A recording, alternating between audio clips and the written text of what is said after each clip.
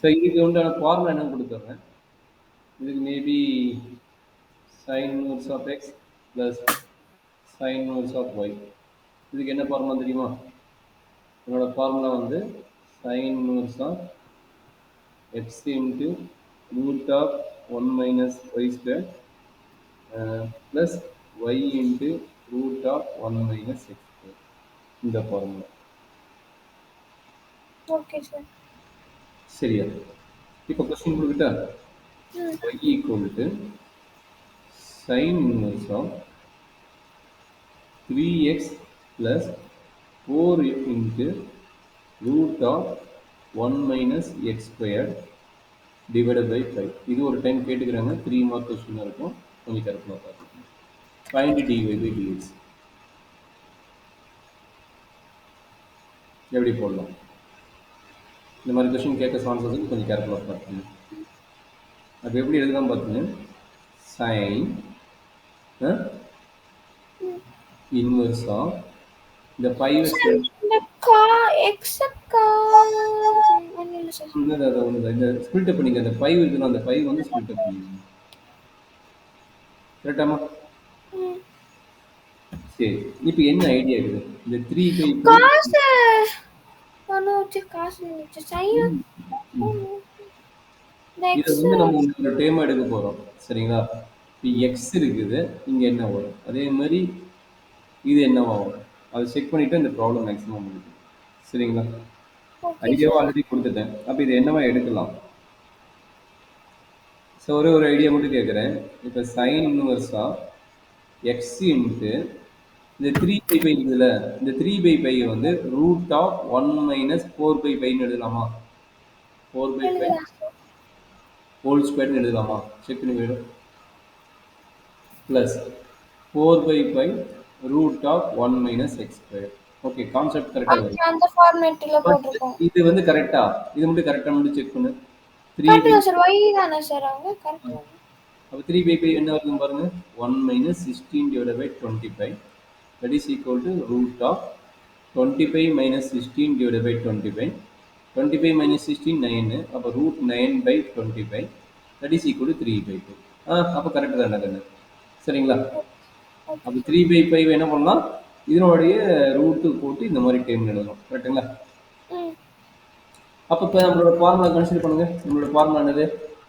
x into root of 1 minus x square. நான் என்ன யோசிச்சேனா sir, இந்த x க்கு இது வேற ஏதாச்சும் டேர்ம் மாத்திட்டோம்னா, ஏன்னா இங்க இவங்க ரூட் 1 மைனஸ் எக்ஸ் ஸ்கொயர்னு இருக்காங்கல்ல சார். ஆமாடா கண்ணு, அது பண்ணிக்கலாம். பட் இந்த நம்பர் போட்டு சைனுக்கு இது மாத்திக்கலாம்னு யோசிச்சேன் சார். அது பண்ணிக்கலாம்டா. பட் இந்த நம்பர் டிஸ்டர்ப் ஆகும். இந்த நம்பர் டிஸ்டர்ப் ஆகும்னால நம்ம இந்த ஃபார்முலாக்கு கன்வெர்ட் பண்ணணும். நீ சொன்னது கரெக்ட் தான்.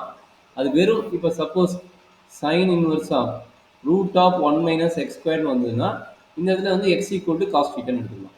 இந்த மாதிரி பிளேஸ்க்கு இங்க பாருங்க, எந்த கான்ஸ்டன்ட் டைமும் இல்லை. இந்த மாதிரி பிளேஸ்ல பாருங்க, ஏதாவது கான்ஸ்டன்ட் டைம் இருக்குதா? எந்த கான்ஸ்டன்ட் டைமும் இல்லை.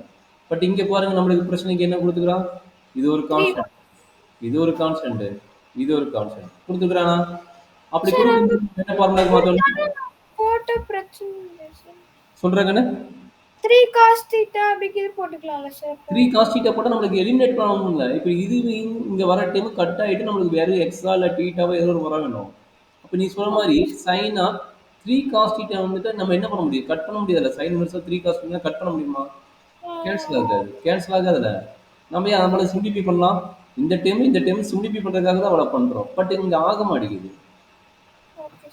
ஆகாதனால இந்த ஃபார்முலா நம்மளுக்கு ஒரு ஃபார்முலா தெரியும். ஒரு மாதிரி லென்த்தாக வந்துச்சுன்னா, இந்த மாதிரி லென்த் கொஸ்டின் வந்தாவே இந்த ஃபார்முலா நான் வச்சுக்கோங்க. இந்த ஃபார்முலா நான் வச்சுக்கிட்டு அப்போ ஸ்பிளிட் அப் பண்ணும்போது இதுவும் கன்வெர்ட் ஆகாம வந்து செக் பண்ணிக்கோங்க. இதுவும் கன்வெர்ட் ஆகுதுன்னா நம்ம ஈஸியாக போகலாம். சரிங்களா? இதே ஐடியா வந்து இன்டெகிரேஷனுக்கு வரும். இந்த கான்செப்டை புரிஞ்சுக்கிட்டீங்கன்னா இன்டெகிரேஷன் நம்ம ஈஸியாக இருக்கும். சரிங்களா? சரியாம்மா? Okay sir. சரி, ஆஸ் பர் ரூல் படி என்னது? இது வந்து எக்ஸுங்கிறது எக்ஸ் தான். நம்மளோட ஃபார்முலா ப்ரீவியஸ் ஃபார்முலா பண்ணும்போது எக்ஸுங்கிறது எக்ஸ் தான். அப்போ ஒய் யாரு? இது தான் ஒய். கரெக்டுங்களா? அப்போ நம்மளோட ஃபார்முலா என்னது? Sine inverse of x plus sine inverse of y. ஒய்யோட விட என்னது? 4/5. அவ்வளோதான் வருது. கம்ப்ளீட் பண்ணிடுங்க. அப்போ இதான் வந்து ஒய்யோட வேல்யூ. அப்போ டிஒய் பை டிஎக்ஸ் என்னடா கிடைக்கும்? dy dx of sin inverse of x plus d by dx of sin inverse of 4 by 5. கரெக்டாமா? ஒரே நிமிஷம் சார்.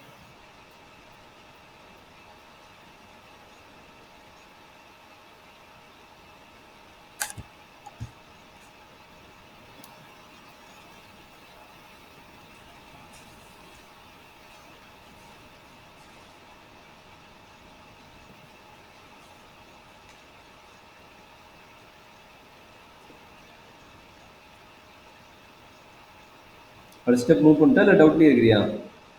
இல்ல சார், அடுத்த ஸ்டெப் போய்க்கலாம். மூவ் பண்ணலாமா? அப்போ sin inverse of x ஓட formula 1 by root of 1 minus x square.